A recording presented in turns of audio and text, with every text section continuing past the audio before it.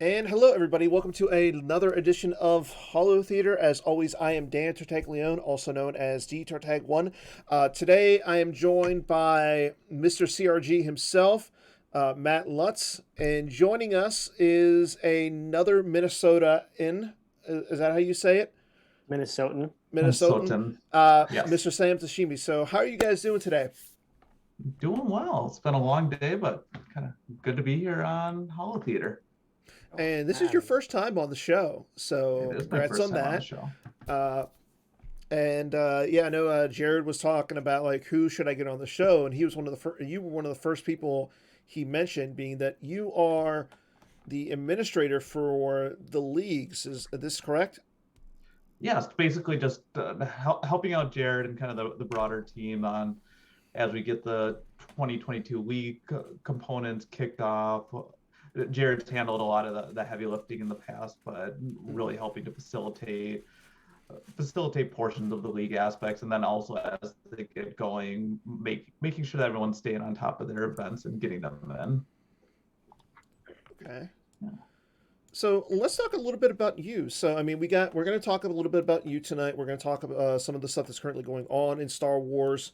We got a lot going on right now, a lot to prepare for. But let's start by talking about you. So let's learn a little bit about you, Sam.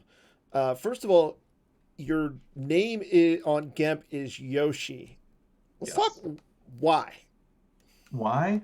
So my dad was 100% Japanese, and so as part of that, with our middle names, I have two middle names, and one of them is Yoshio. And Tashima, Japanese last name, but wanted to have a Japanese middle name in there too. And it's something that we've passed on to my son and daughter, where they have two middle names, one of them Japanese. And so Yoshi derived from Yoshio, and that's why I go by that in terms of my GEMP handle, along with other handles as needed. Mm-hmm. Other non-alt Yes. handles and things. And here I will state my Instagram though. I make a play on my last name and Star Wars, where it's Tashi Station. Okay. I like that. I just thought you were a fan of like the little green dinosaur. No, Hey, the little green dinosaur is always a fun guy back in the Super NES days. Yeah, I remember that. I think My kiddo made a little Lego Yoshi a couple of years ago. Yeah. Made sure I sent that over to Sam. see that. There you go. And so you guys are relatively close to one another, distance wise, correct? Correct. Do you guys get together and play Star Wars a lot, or or do you guys just play on GEMP, or does real life get in the way for you guys? I'd say for the most part, real life gets in the way. The most that Matt and I see each other is either at a major or leading up to a major, when in the past what's happened is Matt's needed to borrow a few cards, so he comes over, we have lunch on my deck, and then hand him over basically what he needs or what teammates need in terms of borrowing cards. I think that's kind of sums it up in the course of the past 18 months. Yeah, that's how it's worked. And my office is like halfway between our respective houses. And so, if I need to go there for the day for some reason, because my office now is in my basement. It's a very rugged commute. You mean when you go in the office because you have to print out V-slips from the Nightwood printer? I have done that, but I also, as other folks who were at majors last year know, I have two almost full packets of V-slips and bring those with to things, which is always helpful. We got lunch on Sam's patio once or twice now, which works out great. Looking forward to having some of the other new allies guys up for Continentals this summer. That'll be a good time. Right. Yeah, so you both are on new allies. Like, were you in the start of it, or did you just like come in during the second wave, or like how many waves were there, like, of people? Because you guys just seem like it's you guys, KTOD, Team 5, and Moneyball. are the big teams right now. Yeah, we're kind of, what is that, team 1 trillion and Yeah. one, or however Yeah. many new Big individuals we number. have. I'd say that, so back in the day, I played competitively from, I don't know, 2003 to 2006-ish, and Charlie and I were part of or I wasn't part of the Walsall crew, but Charlie and I knew each other from back in the day, and I had about a 13-year hiatus there, and came back. And I think it was my first live open tournament was the MPC in 2019. Okay. So I'd been chatting with Charlie a decent amount as we led up to the MPC, and me just getting back in the game. And then after, I think it was after European Worlds, I started to get looped into new allies and the rest of the crew there. But a lot of that was via Charlie. Right. And then I came on much later in early 2020. So I missed all the, I'm not from Rose Mountain, Minnesota guys, and I know I never knew Sam or Testing or any of those folks from the late 90s, early 2000s. So how did you, Sam, how did you get into Star Wars? You said you were competitive back in the day, you stopped playing for a while, and then you got back a little bit more recently. So what got you into the game? So originally it was Peter Jacobson was a teacher at my high school, and he kind of taught us the game, and we started to get into things from there. And obviously in that time period, early mid 2000s, the game was still very lively. We had Nick Kolnick, who was running a bunch of tournaments. There were other competitive people in the fray at that time. I know Zach Stenerson had some good runs in there. Michael Raveling, Brian Harold. I mean, Brian Harold more had his run after the fact. There was one year that he joked, I remember, because you would end up having to qualify for Worlds, and Brian qualified at one of the events and he placed, I can't remember what it was. It was like fourth, and he's like, "Oh, great, I feel so accomplished qualifying for Worlds after, say, 3 people ahead of me had already qualified. Yay, here's my qualifying ticket." But I remember reading about, or just kind of looking at the standings and be like, "Oh, Brian, you came on strong there." But then, college and work life kind of take over. And after a while, actually what happened is I was getting a little bit bored and antsy, for a lack of a better term, in the sense of, with my professional stuff, I work as an actuary. So we had a bunch of actuarial exams I had to get through. So I got through those, went back, got my MBA part-time thereafter. And once I got through those items, I was looking for something to fill some of that educational void and get a hobby. But at a local convention, Ray Park was coming to town. Ray Park played Darth Maul in the Phantom Menace, and I figured out, I love I'd say Tatooine alternate image Darth Maul is probably my favorite card that I have that's out there in terms of the image and also the playability of it. I wanted to get that autographed by him, so I was dug up my card, started rifling through, and was like, "Gosh, there's some enjoyability about there." So I got back on the forum, started looking at things, and once I started to jump back in, it was all in from there. That's good. So essentially, Ray Park got you back into the game. That's a cool little story. I don't know how many people can say, "Hey, one of the people from the actual movies got me back into playing Star Wars CCG." He got me rifling back through the long boxes and had to dig those up. And now I wish his penmanship was better, because it's actually kind of quite horrible. And ask if you got the card signed. It's not pretty, but I have pictures to substantiate it. That's what matters. We trust the memory. You. He's actually a pretty fun guy. It's good. Very fan friendly. That's good. You kind of have to be on something like that. Yeah, I can see it. Like, well, I know there's like videos of him with like double bladed lightsabers at cons. He likes right? to show off and everything. Uh, but yeah, I know he's one of the more accessible people when it comes to getting cards signed. That if he's at a con, he'll. I know they cost a little bit of money, but he's one of the nicer people. I'll Right. say.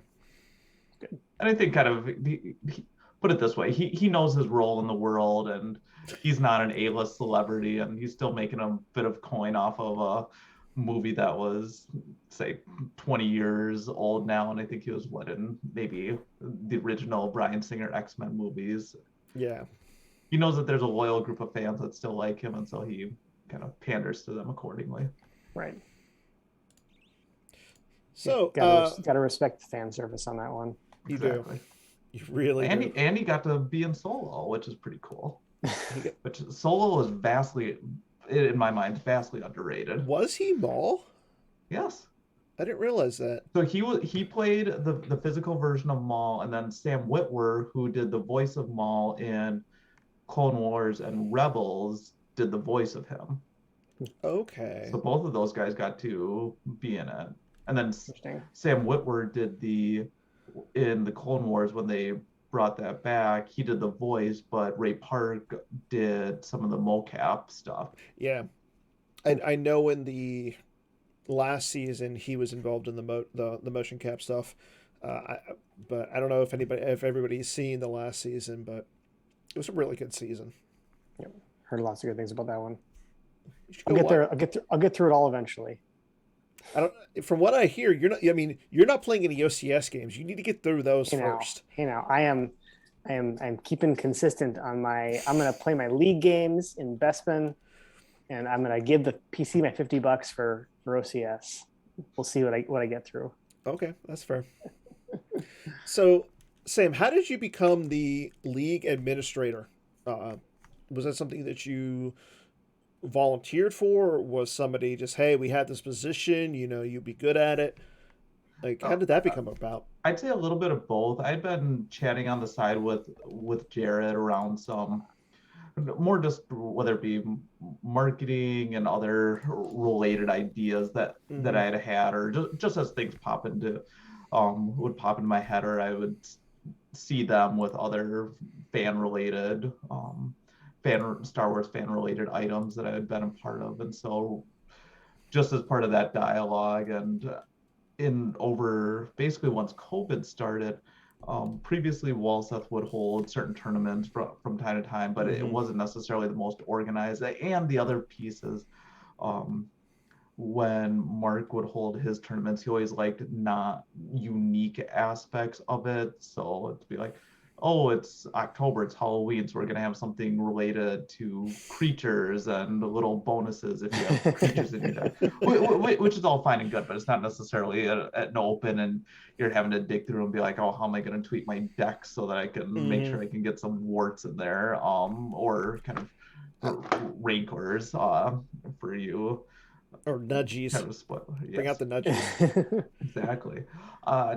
So as part of that, we wanted to be able to still foster the community. So I'd been running the Bespin League the Bespin League on GEMP in 2020, and then did it again in 2021. And Jared essentially reached out and was like, hey, could you just help in terms of some of the administration and facilitation of these things, in addition to say Bill and Jared, who are part of the tournament committee as well, right? League administrators. Jared just has his hand in everything at this point. Jared's solid. Yeah. Gotta love your CPAs. That's an understatement. You gotta love your what? Gotta love your CPAs. Is that what he is? Napolitano? Yeah. I believe so. I don't know. I'm weird. I don't know what half the stuff that the community actually does for work. Well, I mean, I've never met someone who likes spreadsheets as much as Jared, who wasn't a CPA. So I'm not a CPA, and I love spreadsheets. I'm weird though. I was a weather forecaster for 5 years, so that might have made sense. But so you went from running the Bespin League to now you're kind of in charge of like every league. So has anything, like, once you took over, was there any issues like working with the tournament directors and stuff? I don't think so. I mean, most of the biggest thing that's kind of popped up as we go is just making sure that the leagues get going. And right now we're at the onset. I was just glancing at, we have, I believe, 14 different leagues set up uh, for 2022. Of those 14 leagues, 12 of them are more regional specific, and then we have the online Outer Rim one and the retro piece as Okay. well. And for the vast majority, I mean, whether it be Coruscant and the Dutch League, they've already kicked off with February. I know that Harpster and the Endor League, they have something going on in February, as well as uh, a lot of the other leagues are going to be getting events going in March in terms of their first event. It's a little bit, I'd say, easier this year compared to last year, in the sense that we're targeting those 5 events. As COVID considerations start to wane, hopefully we can get some real life events in there. Yeah. Last year with the Bespin League, I think we had 5 online and one in person.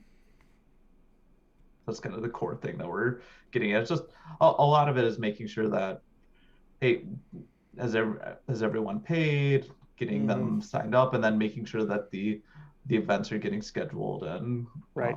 Going off accordingly. Because we never want a league to kind of start and then not get through its corresponding 5 events, especially if they're community members engaged with the given regions and leagues. But it's also a good way for us to stay connected as a region. I know over the course of the past 2 years, there are a lot of guys. If I just look at Bespin in particular, we've had participants from South Dakota, and we have our guys and teammates in Wisconsin that are playing accordingly. And without some of those, there would just be the lack of connectivity that at least via GEMP and some of these scheduling the games, which works out really well. As Matt alluded to, he doesn't play he gets in 0 OCS games, but he's very diligent about getting in his Bespin League games. Right. Hey, I mean, at least he's got his priorities straight there. Right. I got my hands in a lot of buckets here, and Bespin League's one I make priority for. Right. That's fair. The prize support is fun too, because Matt gets a nice little package from me that's like, hey, here are all the specialized foils and things that you received for participating. Well, speaking of which, was there a prize that was given out either this year, last year, or whenever that was your favorite prize? So if I look at this year, the prize that I think would be really neat is the perfect attendance Moff Gideon foil. Okay. Oftentimes it's a lot of those, and in particular, I enjoy having the winner foils for winning the events are always neat, and given that oftentimes we're sitting here looking at a 4-game tournament, and oftentimes, at least within Bespin and a lot of the leagues, we like to say, if there are 5 events, we're going to probably have 3 of them be open, 1 of them be a retro, like Premiere to Reflections 2, and then 1 of them be a Jawa event. And with at least, like, say, the retro and Jawa ones, I like to structure it so whenever the Jawa Brawl is going to be that month prior for Bespin, that's when we have our Jawa event, in terms of like, oh, let's think about these decks prior to kind of jumping in accordingly. That makes sense. But there's variations, so we can have random people end up winning and going from there. But last year, I really enjoyed the soft foils. Like, those were neat that we had as prize support. Okay. And this year, if I had just for participating, it's a lot of their playable foils. Moff Gideon is a solid one, but then also within the league kits, there's going to be basically for the participants, the winner of the league, and 1 more randomly is going to receive one of those next gen deck boxes. So there are going to be people who like a Brian Fred or other collectors out there who are going to Yeah. be like, all right, I have my another opportunity to get another deck box. Yeah. I know a lot of people want those deck boxes. I don't know where Jared got those from, but he's going to need orders at least double what he ordered the first time, just because Right. everybody wants those. Is, I it, gotta is put there in an my image that you guys like the most? Oh, good question. I mean, I pulled up, so the list of the foils are Tarful, the client, Kashyyyk Four Step, Corporal Pal, Exegol Sith Throne, Coruscant Jedi Meditation Chamber is an AI. Perfect Attendance, like you said, is the Moff Gideon, and then there's six Cal Kestis as well. Poker chips, the T-shirt, and then, like you said, the next gen deck boxes. I mean, those are pretty solid. Like, I mean, everybody likes the foils, especially if you're like your Steve Harpster. Um, I don't know, but those deck boxes at this Those are point, great. those are great. I guess what I was asking is of the deck box images, do you have a favorite? Oh, Ooh. yeah, Vader. Matt, how about you? I like Kylo or yeah, I think it's Kylo or Radis. I think Okay. those came out really well. I like the Radis one. I think I'm definitely on the fence as not liking the Jin, the Ray AI. I'm just that AI never sat with me. So Really? yeah, You like the original image before the I AI? I do, I do. But I do like how the eyes came out really well True. on the Vader there. But they're great. Yeah, I'm a little biased, as Josephine so eloquently pointed out. So you mentioned this a little earlier. You talked a little bit about how you brought up there's two new leagues, the Retro League and the Outrider League. So the Retro League, let's go into that one first. So that's so what made you guys want to start that? Was it just like after the success of the retro event that was last year? Yeah, I think in terms of the broader piece, it's even when you go on Gemp, and we've even noticed this here in terms of some of the guys in the broader Minnesota Bestman areas.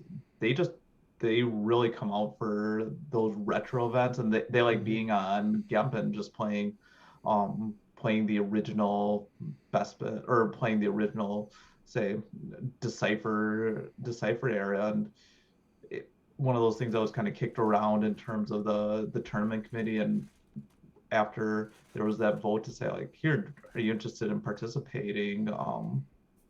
So many players reached out, and as of right now I believe that there's 41 league participants set for that.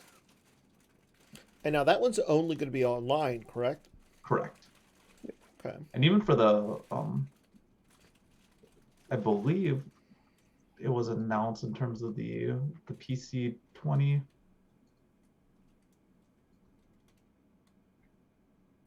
Are you talking about that the 20th anniversary event? Oh yes, right. Like I know they announced the date, but I don't think it really Okay, announced what else it was got going it. to be about. But I guess going back to the retro piece there, it's more of a Mm-hmm. there are a lot of players on GEMP. They like the retro piece. Yeah. I think that it's neat how it's set up, that it's not just say Premiere to Reflections 2 or aspect like that. There's that building component Mm-hmm. of understanding and how the meta is going to change by adding in, say, Hoth or Jabba's Palace or what have you. Yeah. So more so, I'll be intrigued to see how that transpires over time. Yeah, because there were so many changes once the game like started hitting its strides. Like Dagobah had a lot of big changes. Jabba's Palace had a lot of big changes. Special edition, You're right. We started like throwing the inserts in there, and but then how they were countered accordingly. there was so much. It was interesting to say how the game progressed, and I'm glad that the PC is recognizing that this is part of the game. How it was when it first started. What back in '95? I want to say it was. Right. But so and then what's the Outrider Rim League? So the Outrider was more an appreciation for we have we have a lot of leagues in terms of whether it be the Seattle Indoor region or say Yavin 4 and Coruscant and Kashyyyk, where it's great that they have a core group of players Mm-hmm. and they can build on that for the leagues. But we also didn't want to leave out other players and considerations where they may be the only one who's sitting out there as part of their broader community. And so the Outrider League was really just a way to incorporate those players accordingly and allow them to say, continue to play on GEM, participate as part of that, and to the extent if their given region doesn't have the player base to support a league, but you pull enough of these ones and twos together, you're able to form a nice league online to support that Outrider piece. Right. So if folks are playing in that Outer Rim League, are they? I take it they don't have a league otherwise that they could otherwise join. Essentially, yes. And the key people there to contact about that is Taco Bill, who's going to be helping to facilitate that.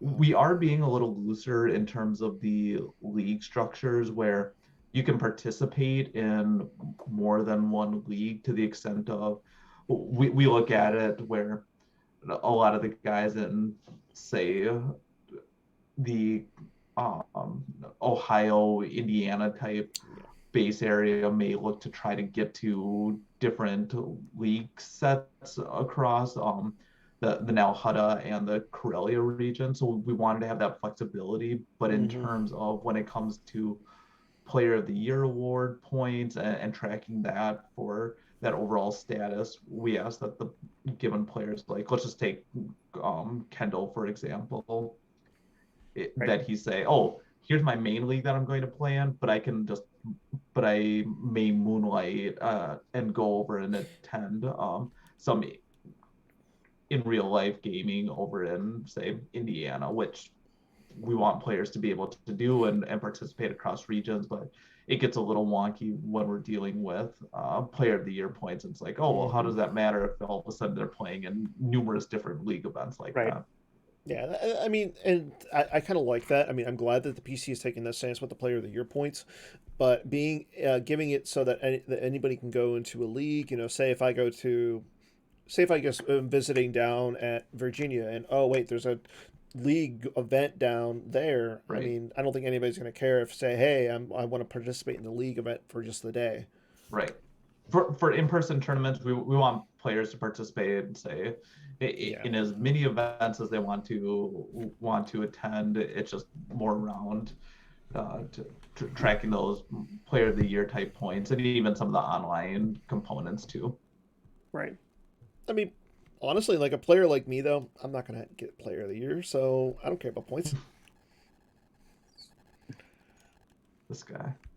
Hey, it's true. Hey, I'm not Taco Bill. What can I say?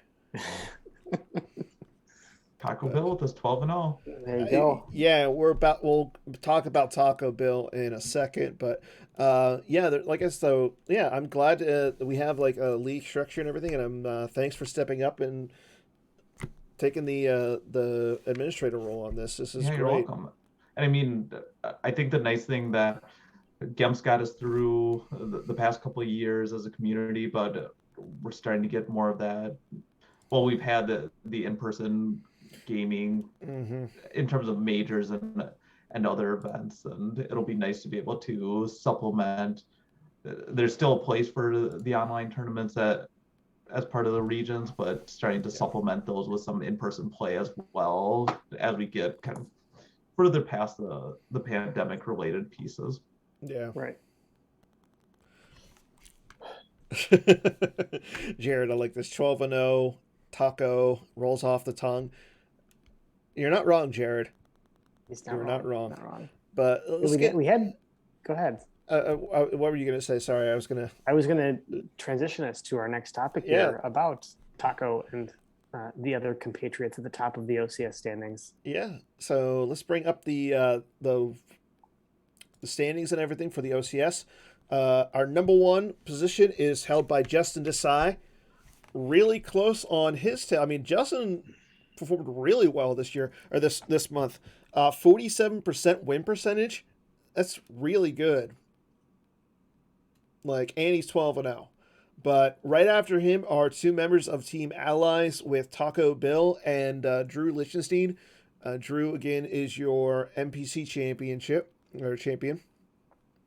And then we got a couple of 10 and 2s as well. Daniel Moore, Matt Harrison Trainer, Treadwell, Jeff Levine, some guy named Joe Olson, and Connor Britton. And then running out the top 10 are some guy named Jared Napolitano. And for the life of me, I don't know who this guy is.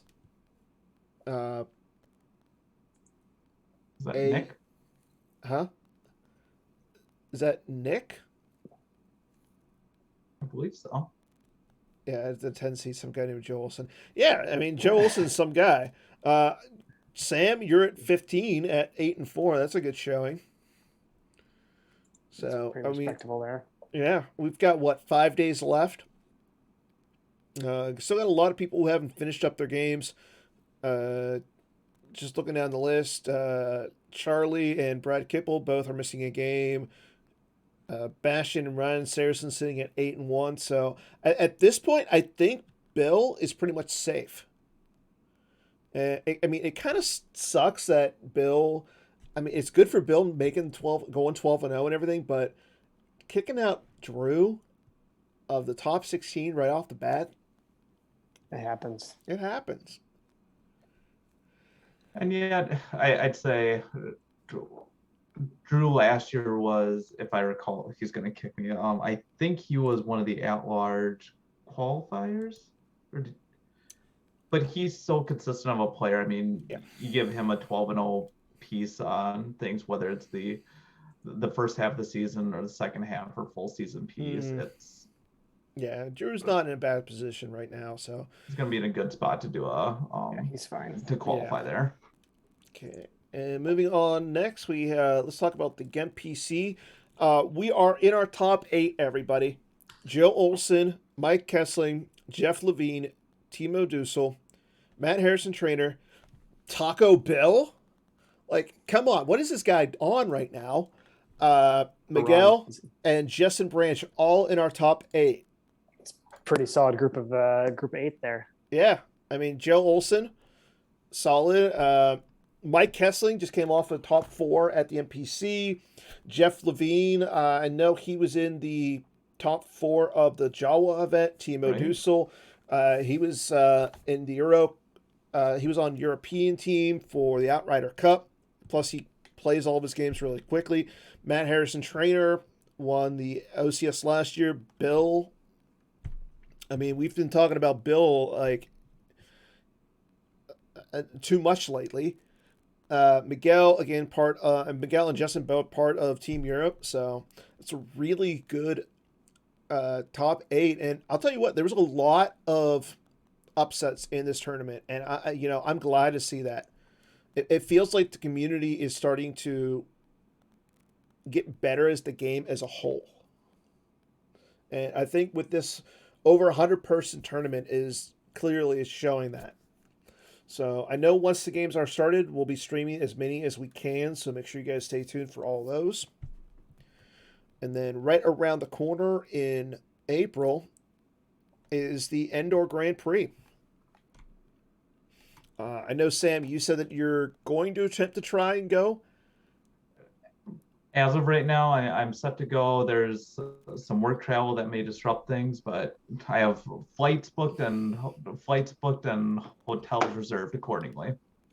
See, now that's good. Matt, you're not on the list. You decide that you want to go running instead.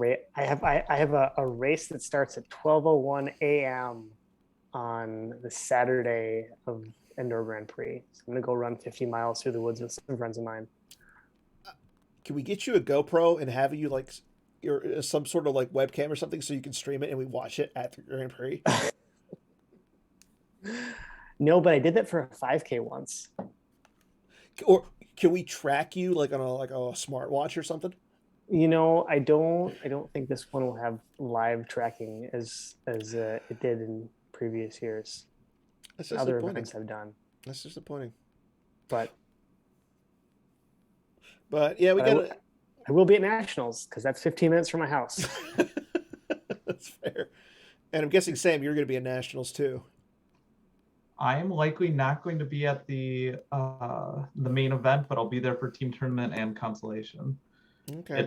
It happens to be my son's birthday on See, on now the main event day. that's a good reason. Running in the woods. I don't know. Yeah, I don't think the family would really allow that. It's like, oh yeah, I'm gonna miss his birthday and birthday party because I'm gonna be playing Star Wars. That's fair. Yeah, But I have a long leash. That's not one of those things, though. but yeah, Endor's looking like it's going to shape up to a good tournament. Right now we have 23 people signed up, including 2 former world champions in Phil Asen and Joe Olson. A lot of people have made top 8s, and it's looking like it's going to be a solid tournament. And then let's moving down the line. In April through May, we're going to have the retro event. Right now there is a poll. Jared threw that up there. I don't know if Jared actually made a formal announcement on the format. You have 4 options: Premier to Jabba's Palace, Premier to Special Edition, Premier to Endor, and Decipher cards only. Right now, Special Edition is in the lead. And then everybody save the date for April 30th, as that is the date, the 20th anniversary of when the PC actually started. There's not much information on this right now, but it looks like it's going to be a 6-game tournament all day on GEP. So make sure you save that date. It's going to be a fun day. Oh, Jared said the format is decided. And I'm scrolling. Yeah, I think it's a retro format. So the retro is Decipher cards only. Okay. Thank you, Jared. So I don't know why it says that Special Edition was in the lead, but I guess Jared said Jared made the call. Okay, that was announced, so that's what I was alluding to earlier, but I wasn't sure. Okay. I didn't know. Like, I hardly, honestly, I remember. No, I remember reading it. I just got the only time I ever go on the forums. Which forum it was in. I was gonna say the only time I ever go on the forums is literally whenever I get an email saying, yeah, I need to check something, or when I'm preparing for Holotheatre. Don't say that. That'll be me. I don't know if I've ever played a full Decipher cards only format before in terms of the tournament. It's been a while since I've done that, but it's going to be fun. Yeah, I don't think I've played any of those since, pre-pandemic. Oh, gosh. Stuff events that Sam was referring to earlier. Yeah, those aren't necessarily fun. All I'm going to say is if I remember my history from Theed and everything, Senate is going to be really good. I didn't play back in that area, so yeah, I think I played like Theed was like the last, like because there's not going to be any defensive shields, right? So I'm looking forward to it. That'll be fun. I didn't play in the retro event at Worlds, and just in terms of like timing, it made sense. But I always enjoy having that as part of the broader. Whenever we have those, like last year with some of the retro pieces and other aspects, it's always fun to have that. Okay. Premiere to Death Star 2 or premiere to Reflections 2. This will be neat too, though. Okay. Oh, actually, yeah. I'm sorry. Reflections 3, I want to say came out before Theed, so there will be defensive shields. Right. Okay. Thank you, Justin. It's all Decipher cards. Yeah. But no shield pullers, so you only get like 3 of them. Yep.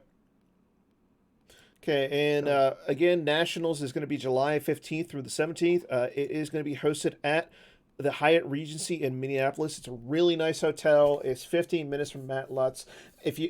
Matt, are you willing to host people for events at your house beforehand? One thing I will note is that this is not where we had Continentals a couple of years ago. It's going to be more downtown Minneapolis, which Okay. has its pros and cons. It's a little bit further away from the airport, yet there's should be more, whether it be eating establishments and other just kind of like nightlife. It's closer to the Right. Twin Stadium, etc. Right around Okay. that Right. in And that there's area. there's easily accessible light rail from Correct. downtown to the airport and Okay. vice versa. I know Justin Desai's, he's all about better eating establishments than just fast food, so maybe he'll be going to this. But yeah, it looks like it's going to be a fun event. I know those Minnesota guys, they host a really good event, so make sure you go to Nationals. And then further on down the line, September 9th through the 11th is the European Championship in Bochum, Germany. It is going to be at the pub that they always have it. So if you haven't been to a European event, go. I hear they're amazing. And Worlds will be October 13th through 16th. Again, it's going to be in Atlanta, Georgia. And then further on down the line in November, December, the league championships. If you've won, I believe it's if you won a major or a league championship, you become in this group and see who it's going to be best man standing. So, a lot to talk about in Star Wars CCG World this year. Plenty of tournaments. The only other piece that I would add is we do have in March the local tournament weekend or local tournament month coming up over the course of March. So that's something for people who are participating in leagues, even just having friendly locals to think about over the course of the next couple weeks. Thanks, Sam. Yeah, I completely forgot about that one. Forgot about the local tournament weekend, but okay, let's get into some swing and a miss questions. We got 4 questions for tonight. We'll debate them a little bit, and then we'll wrap up the show as accordingly. So, for question number 1, Bill Kafer going 12-0 in February's OCS is a surprise to no one. It is a hit. It is a surprise to no one. So just to rephrase, it is surprising, or is it not? Surprise. It's not a surprise. Like, people figured that Bill was going to do well. It's I love you, Bill, but I'd say it's a swing and a miss.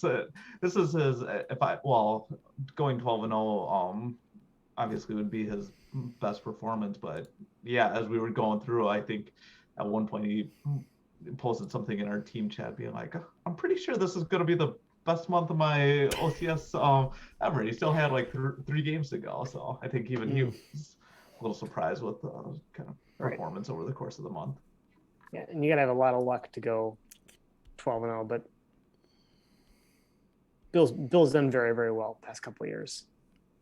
Yeah, you know what? I'm going to say it's tough to go 12-0. It is tough to go 12-0. I mean, Bashing didn't go 12-0 this month. I mean, I'm looking at the list, and there's a lot of good players who didn't go 12-0. Like Jolson didn't go 12-0. And I'm not saying that this is a knock on Bill, but I'm a little surprised. But I will say this, though. It makes losing to him back in the Texas Mini Worlds top 16 so much easier on me now.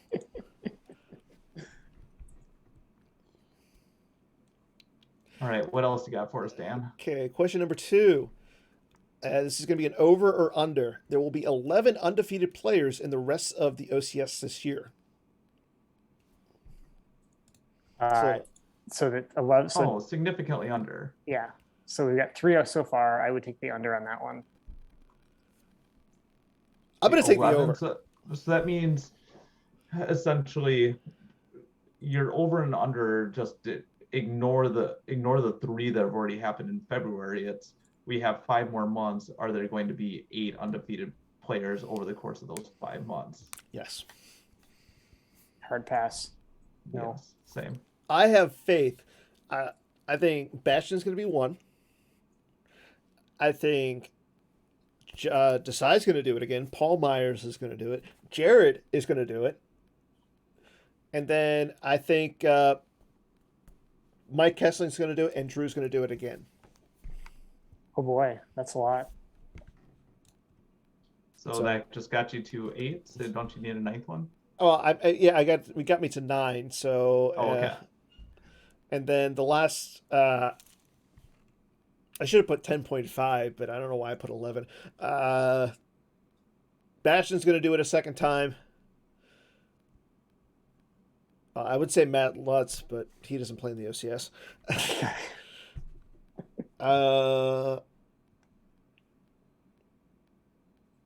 You know what? Let me pull up the players who are on there. Oh, Matt Harrison, trainer, I think could do it. And give me Timo. I'd take Timo to do it. He Mr. plays a lot. 12-0 himself.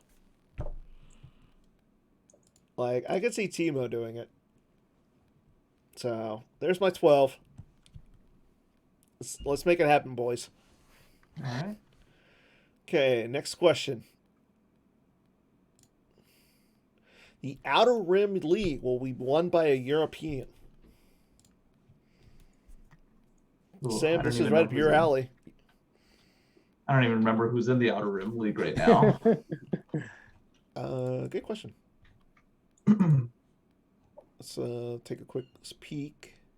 I'll say it's a miss. I have faith in my new allies colleagues.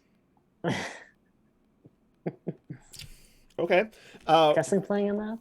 Kessling is. Drew Yeah. Drew is Kessling playing it. and Jeremy is set to play in it too. Oh, But then you've got Zemawat and Timo Dusel. Nothing against those players, but I'll still take Drew, Mike, and Jeremy over the field, and Robbie over the field. Oof. Matt? We'll also see who ends up signing up. I mean, Yeah. you start to throw in. There's some players who have not signed up. Yeah, I haven't seen Bastion yet. I don't know if he's in a league. right.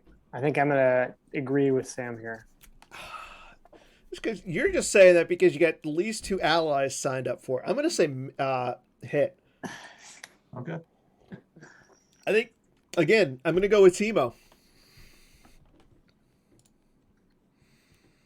Works with me. And then our last question of the evening. Both Drew Lichtenstein and Bill Kafer will make the top 8 of the OCS playoffs. I mean, why not? Drew did it last year. So that means that they win their first They win first round match. They get into the OCS playoffs, and they win their first round.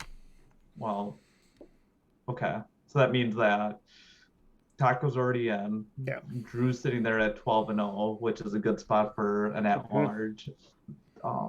Yeah, I would say it's a hit. Yeah, it's a hit. And yeah, Drew will get in. He'll grind. You know what? I was going to go with miss but you know what? You guys have the backing of like so much information. All Drew does is look at Star Wars cards. And at this point, Oh, Drew's the captain of New Allies. easily. Easily. There are what, a million of us, but at any given time there are probably only 5 of us who are active. Yeah. So which is nice. People get busy, they come and go, but I can see Drew's definitely the captain.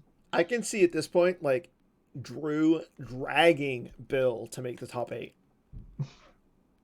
Like, you will play this deck, you will do this, you will do that, and you will win. I can see that happening.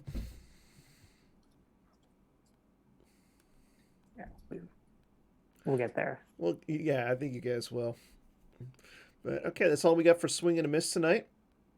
Really quick before we go into our lore challenge. So we all know that there's a lot of content with the PC going, or with the Star Wars CCG right now going on. For those who are looking for some more, Yin Kendall recently just posted his interview with Matt Sperling.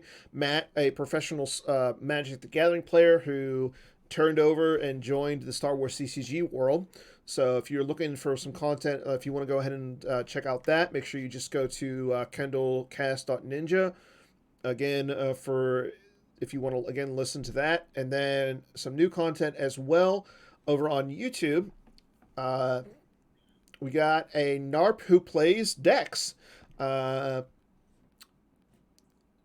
to remember his name right off the top of my head, but he's just started doing a lot of videos and everything. He's got a few. All of his stuff is posted on the forums, but he reviews all the decks and everything, and he shows how to play some of them. So, again, more content. Yeah, that's Aaron. Aaron. So he's putting out a lot of good videos. I actually watched one the other night, so it's not pretty good videos. I would check them out, and yeah, big thank you for letting these guys put out some videos and everything. And again, Kendo for putting out his podcast. Okay, are you ready, Sam? No. So you're not ready, or you are ready? Bring it on. I'm not ready. Okay, so what we'll do is I will bring up the lore. It will be displayed on the screen for everybody. I will read it, and then you will have the option of picking the set or the type. And then you just got to tell me what the card is. And Matt, you get one for you can help as well.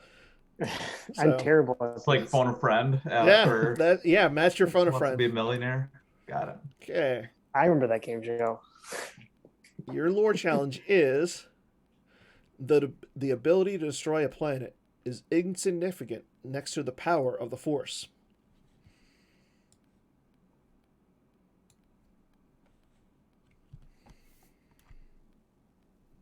Okay, so what do I need to do now? You can. Would you like to know what set it is from, or would you like to know the type of card it is?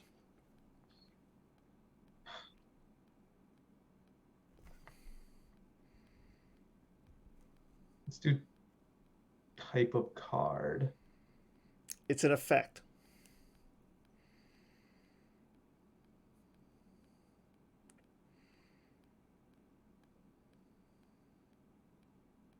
Matt, do you have...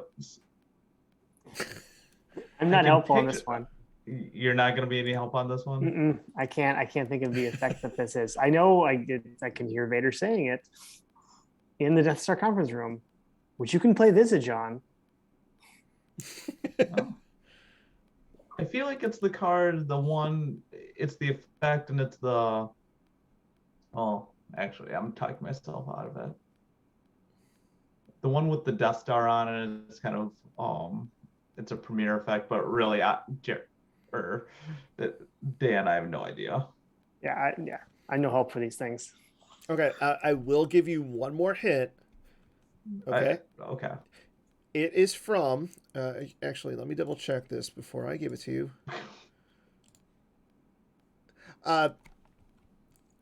It's.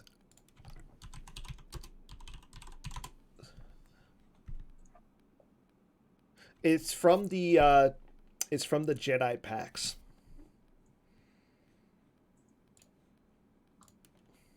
From the Jedi packs. I just looked what this is. I've never seen it before. Oh, okay. I give up then. Pull it up. What's this card? The card is Dark Forces. Do you know what that card is? I was gonna say, you gotta look that one up. Yes. That's a good one to virtualize. Yeah. I think it would be I think that would make a good Vader, like a Vader nice helper or something. Mm-hmm. But there was a card, and I can't remember which set it was. It had to have been a New Hope. It was either New Hope or Haw. And we had Eric Arto from Nebraska was up for our Bespin Regionals and our Minnesota State Super Weekend. And he gave us a bunch of great prize support. But I wish I remembered what card it was, but there was a card from A New Hope that I had never seen in my life. I was just floored because it was the type of thing, it obviously gets no play in GAMP. Right. And it was just one of those things where it's like, I've never seen this card before. You know, that's what makes the older formats great, because some of these cards that you've never seen are played. But I would like to see Dark Forces be an underlying card for something at some point. Like I literally, when I go and pick these lore challenge, I just literally go on to the card search, scroll up and down, and one of the first ones I see is what I pick. Nice. So yeah, I'm always a fan of the decks that come out that support playing certain cards that've just been around forever. I think of even you look at No Idea had this a little bit with the Jaren Webb and oh gosh, what's the I'm blanking on it right now. Double Agent, but then we also saw the Never Yalnals being played in ISB, and you get Dark Jedi Presence and some of the Best Ben Dark Deal Beats types decks. Any of those that bring back the OG Premier and A New Hope like core cards are fantastic in my mind. yeah, I hate having like light side play the same 40 cards in a deck. Like I remember a couple of years ago, that's how it was. Like there were decks that were just literally playing the same 40 cards, and like Hitco was the biggest culprit of that. But I'm so glad like Hitco became a little bit more thematic, and some of the cards got like banned and everything. But I guess I'm okay with that. I just think it's really neat when we can bring back some of the original kind of premier A New Hope cards as like, oh, this is just part of the deck. It's kind of what the meta needs and how we're looping it in accordingly. Unless, of like, course, like Disarmed that we saw at Worlds, and all of a sudden you get a bunch of Disarms in there. It's like, that's awesome. When we can't find enough, and we're just digging through our piles, being like, hey, do we have enough Disarms to throw into our CCT decks? Call up Brian Fred. Because all of a sudden we need 3 of them, and we need it 8 times over. Yeah. Call up Brian Fred. I think he's got them all. But did he have them in DC? That was the issue. True. Okay, well, that's all we have for tonight. Again, I want to thank Matt for coming on as the co-host. It's been a while, Matt. Great to see your face and see that you're doing well. Sam, thank you for coming on for the first time. Hopefully we'll have you on again at some point. Again, that's all we have for tonight. Later on down the line, I'm going to be we're going to have someone from design coming on. So hopefully next week we'll have that. Kevin Yopp's going to come on, and we're always going to be putting out some more content. So hopefully we'll have some good interviews going on next week, and I'll see everybody hopefully maybe Wednesday, maybe sooner. We'll see. See you on. Take care, everybody. Have a good night. You guys have a good one.